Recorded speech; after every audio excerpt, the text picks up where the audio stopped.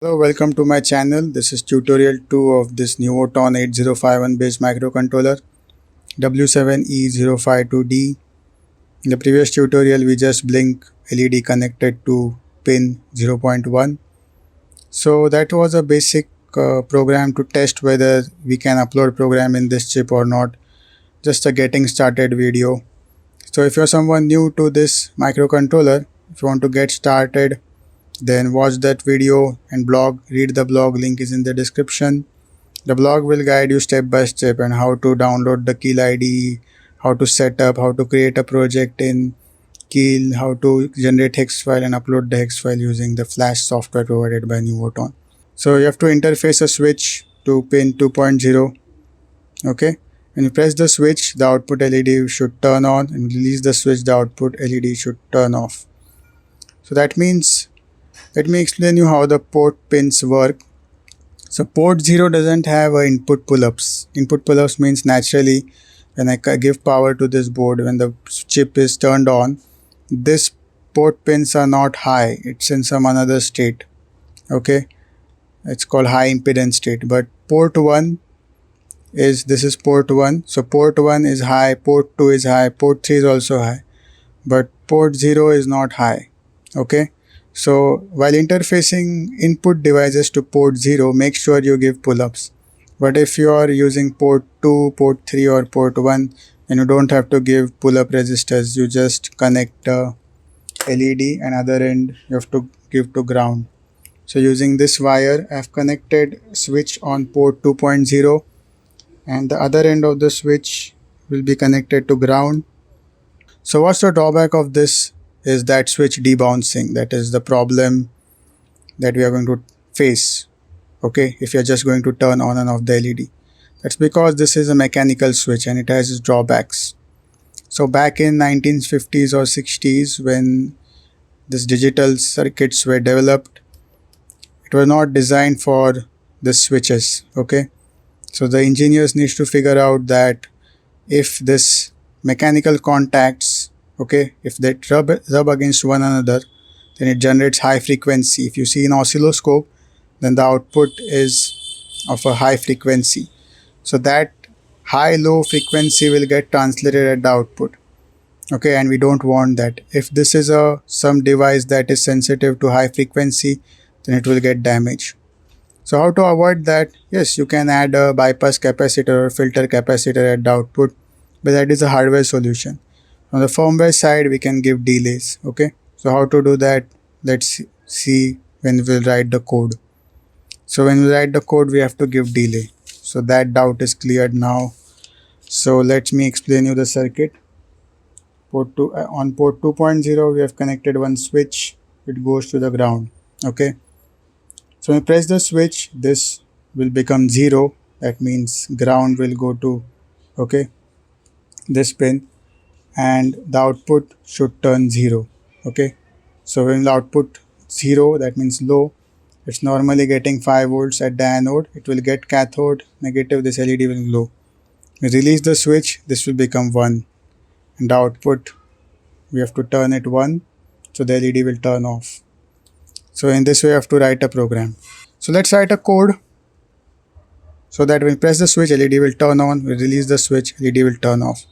And then we will make a push on, push off switch. Like when we press the switch, it will turn on. And press the switch, it will turn off. But that also has its own drawback called toggling, and we have to avoid that using edge detection. So hardware edge detection is very easy. I made it using one transistor. So that video link is in the description. I made it many years ago. Okay. And later we will interface a matrix keypad, 4x4 keypad. This is very commonly used with microcontrollers. I will connect this FTDI module. RX goes to TX, TX goes to RX, and ground goes to ground. And I will write a program in Keel IDE. So let's go on to the software side, Keel IDE part. So here I have written a C program in Keel IDE to interface a switch and turn on and off a LED. So in case you are new to Keel IDE, how to create a project and how to create a C file, then you have to refer the steps given in the blog. Link is in the description. So I will explain you the code now. So first line is hashtag include register 51.h. which includes all the resistors for 8051. Then we have connected LED to pin 0.1 and switch to pin 2.0. Okay. Then this is a function prototype for delay, void delay unsigned in T, because we take time as a parameter, okay, in milliseconds. Initially we turn off the LED by assigning it 1. So when 1 goes to the LED, it goes to the pin 0.1. So when you give high, the LED turns off, because we are connected LED in common anode, which is current sinking. So now we enter the while one.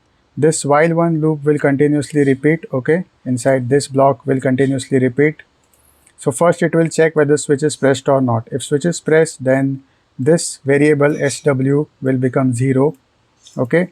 Once it becomes 0, LED will be assigned value 0, and when it will be assigned value 0, it will glow, because at 0 it will turn on. And then we are giving a delay because we want the LED to remain off. We want the 0 volts at the output to stay for 500 milliseconds. So for 500 milliseconds, if someone presses the switch again within 500 milliseconds, it will not affect. Okay, so the switch debouncing is avoided when we give this delay. Then else, if the switch is not pressed, then LED remains off. There is a delay here again because we don't want switch debouncing. Then while closes, main closes, this is a delay function which I have explained to you earlier. And when we hit on build, you can see here 0 errors, 0 warnings. That means, and our hex file is also created. That means we are ready to now upload our hex file using the Nuvoton ISP ICP utility software. So the COM port is automatically detected because I've connected the board to the COM port. We have to select our chip W7E052D, click on load file and browse to the path where our hex file is generated. You hit on open, the EPROM buffer you can see, then you click on update chip. It will show detect 8051. Now you have to press the reset button and the uploading starts after erasing the EPROM. So yes, I will click on OK. So the code is uploaded. Now let's see the practical part. The code is uploaded and let's see how it's working. So when I will press the switch, the LED turns on, and when I release the switch, the LED turns off. Okay. So in this way the code is working, but I can make it even more compact. As you can see here, switch is equal to 0. If the switch state and LED state are same, then why can't we just write LED is equal to switch, right? We'll write LED is equal to switch state and give a delay here of 500 milliseconds. Let's see whether it works or not. Okay, I will upload this.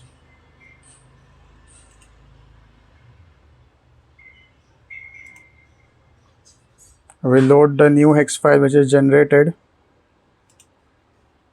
and click on update chip. We'll hit the reset button. Yes, so it's erasing the EPROM. Yes, it's uploaded. Now I'll hit the OK. And let's see whether it's working or not. Yes, it's working same as the code which was earlier uploaded. But this code requires less lines, right? Because we are directly assigning switch state to LED. Because both are of same variable data type, okay, S bit.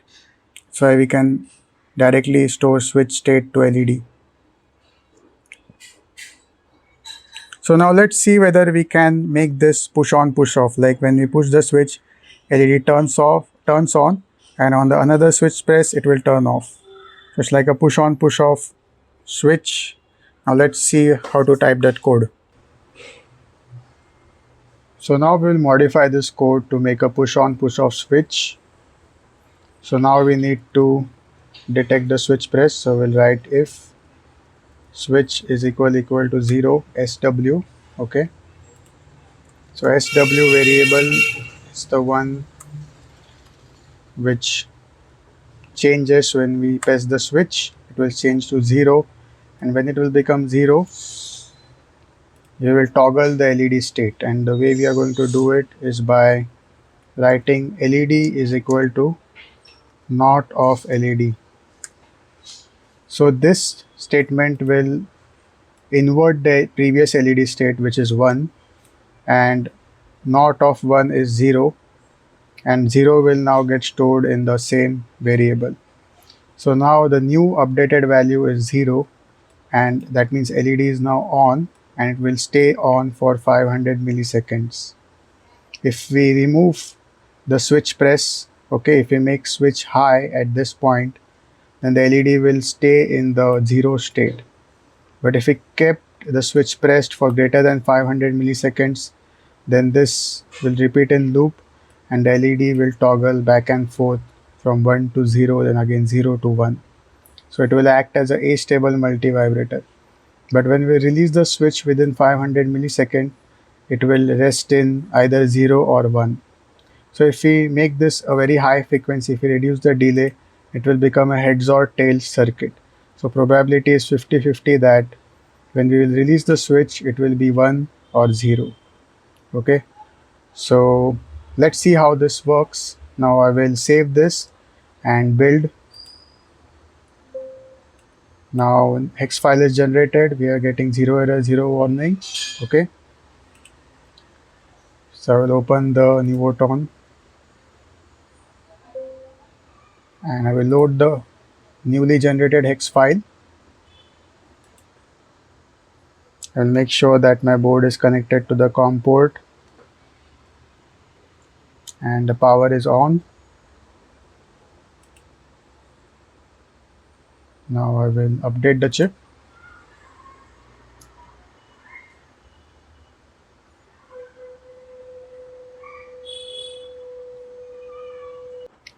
So the code is now uploaded, and when you press the switch once, the LED turns on.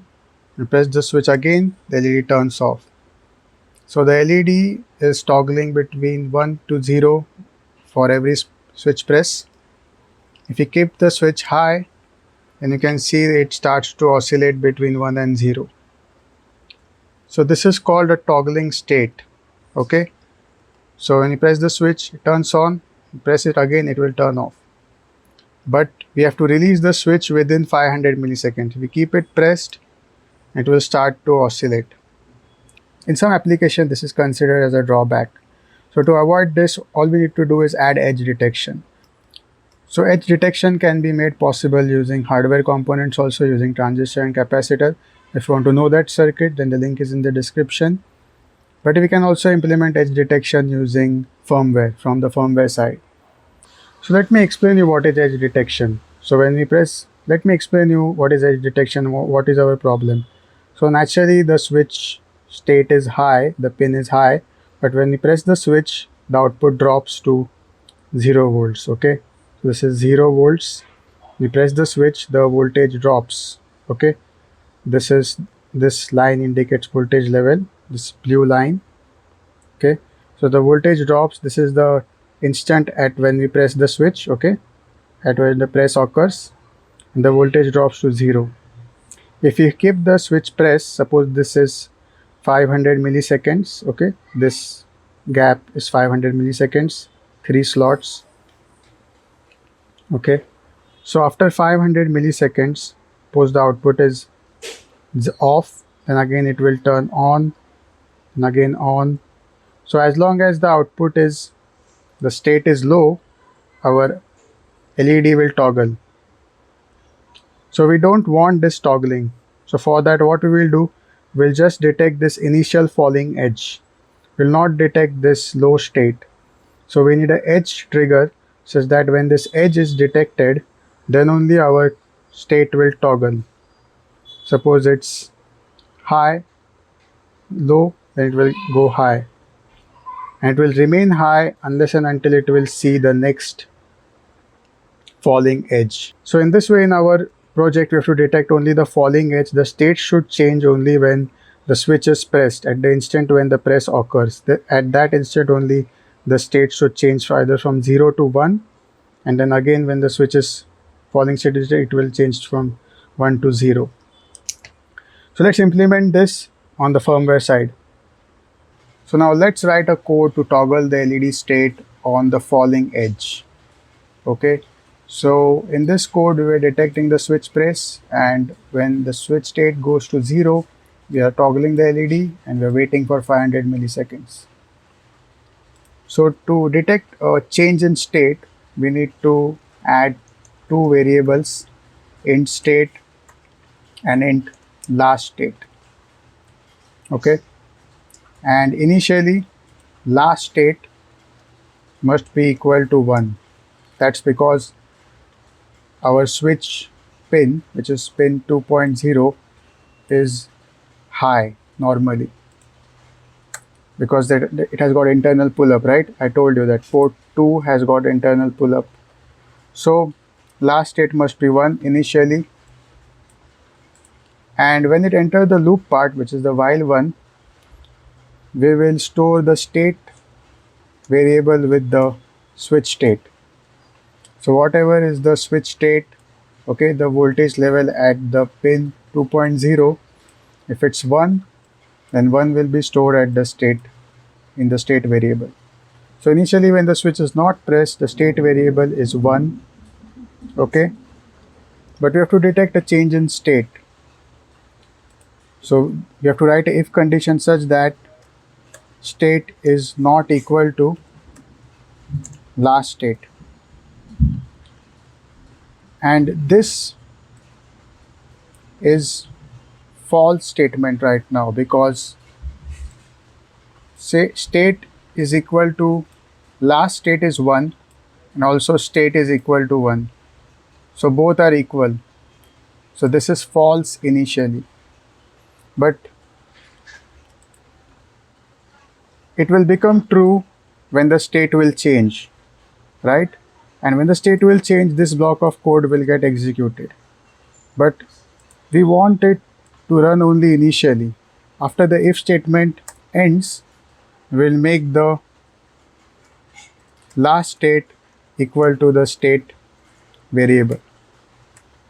So at this point, this becomes false. So if the switch is pressed, if the state change is detected, this block will run only once whenever the state change is detected. Are you getting what I'm trying to explain? So whenever the state will change, okay, whenever the switch state will change, then only this condition will become true, but this block will run only once because it's getting false at this point when it becomes equal to, okay. So initially, when after this block is run, it will become false immediately at this line. So next time when the loop repeats, this if statement will not, this block will not get executed. It will get executed only when we press the switch. That means when the change in state occurs, either from 0 to 1 or from 1 to 0. But we have to detect only the falling edge, right? So inside the if, we have to add one more if statement here, that state should be equal to 0, equal to 0. That means whenever there is a state change in state and the state is 0, then only we have to toggle the LED. This means we are detecting a falling edge when the state will go from high to low. We have to detect low to high, then this should be equal to 1 and the initial state will be 0. Okay. So now let's see whether this program works or not. Let's compile it, let's save it and build it and upload it in our microcontroller. We are getting 0 error, 0 warning. So we have to add delay here because the switch debouncing problem will still occur. So add a delay of, you have to reduce the delay now, because it's okay to reduce the delay, because the toggling will happen, the frequency will get divided by 2 even if there's a switch debouncing. Are you getting me? Because even if there's a high frequency generated at the switch, we the toggling will divide the frequency by 2. So you can reduce this delay.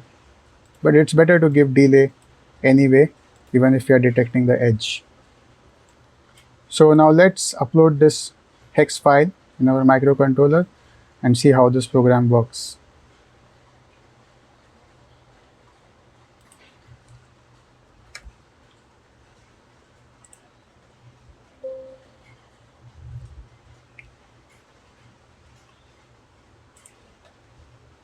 So I'll select the hex file, newly generated hex file, and I will update the chip.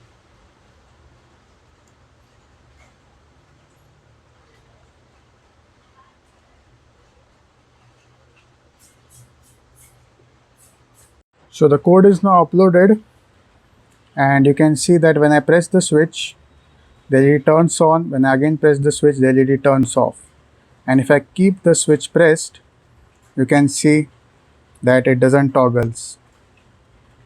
And if I press it again, it will become 0, and it's pressed right now. Okay, if you don't believe me, see, it's pressed and still the output is not toggling. Okay, so the output will toggle only when there is a change in state from 1 to 0. So in this way, we can add edge detection from the firmware side, and we can detect the change in state. Now let's interface this keypad, which is a 4x4 keypad. I'll explain you how this keypad works, how exactly we can interface 16 switches using only 8 input lines. So inside this keypad, there are 2 membranes which are sandwiched. One is the row membrane, another is the column membrane. I have named it R and C. So the row membrane has got 4 row conducting lines, okay? And the column membrane has got 4 conducting, like this, 4 lines. And when we press this button, what happens is that the first row line and the first column line is shorted. And here the second column line and the first row line is shorted when I press 2. So let me explain you. So these are the column lines C1, C2, C3 and C4. And these are the row lines row 1, row 2, row 3 and row 4. What happens, these row lines and column lines are not connected, okay? They are not shorting, they are separate. But when we press the switch, at each intersection there is one switch, okay? So yes, these are the switches. So what happens when we press this first switch, which is 1? So column 1 and row 1 is shorted, okay? And how can we detect which key is pressed? So that we can detect by putting a sequence on this column lines. So this column lines are the output, okay? These are the output, and we are reading the row lines. So the row lines are input. The column and the row lines are interfaced to port 1. When we press the switch, so initially we output a sequence. We make this first column 0 and all the other columns are high, and then we start reading which row is getting low. We check in the if condition if R1 is low. If not, then we check if R2 is low, then R3 is low, or R4 is low. So if we detect R1 was low, if we detect 0 here, that means we come to know that we have pressed this switch, and in that if condition we can print 1, okay? Or we can turn on a LED when 1 is pressed. In similar way, the next sequence we output is 1, 0, 1, 1. So we make the C2 column low, and then we read again R2, R1, R2, R3, R4. Suppose I have pressed this switch, then this R3 row will go low, and that's how the microcontroller will know that this switch is pressed. In similar way, when we go on making C3 low, then C4 low, and we read which row is getting low. And according to that, we will make a project. We will write a code such that when we press the even button, the LED will glow, and when we press the odd numbers, the LED will turn off. So this is a C program for keypad. I've connected LED to pin 0.1. The keypad is connected on port 1. So row 1 to row 4 are connected to pin 1.0 to 1.3. Okay. So pin 1.0 to 1.3 are all the row lines, row 1 to row 4. And pin 1.4 to 1.7 are the column lines, C1 to C4. So let me explain you how this keypad code is written. So first we make the column 1 low, then all the other columns are 1. Okay. So when we press the first key in the column 1 starting from the top, so it represents the number 1. So if you press it, then row 1 will become 0. Okay. And that means that the key 1 is pressed, and 1 is an odd number, so we want the LED to be off. Then the next key in the column is 4. If you press that key, then row 2 will become low, and we want the LED to be on because 4 is an even number. So in this way, we will check all the rows, okay, which if we press that key, that row will become 0, and we will take the action necessary like turn on the LED, or we can simply return a character, which we will do later. And then we make the C2 column 2 low and other columns high, and we check which row is low. Okay, so depending on which key we pressed, if we press the second key, then that row will become 0 and this action will be taken, that is turn on the LED. So in this way we go on repeating. We then make the C3, which is column 3, low and all the other columns high. Okay, then we check which row is low. So depending on which key is pressed, that row will become low, and if it's 6, then we turn on the LED. Same thing we will do for the other rows, and we'll check which row is low. I will build this, create the hex file and upload it.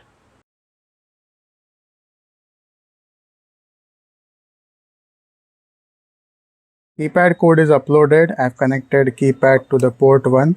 I've kept it like this so that I can bend it and keep it on the surface like this. So if I press the even number, the LED turns on. If I press the odd number, LED turns off. So for every even number, it will turn on. For the odd number, it will turn off. Also for this special characters, it will turn off. Alphabets and special character, it will turn off. Okay.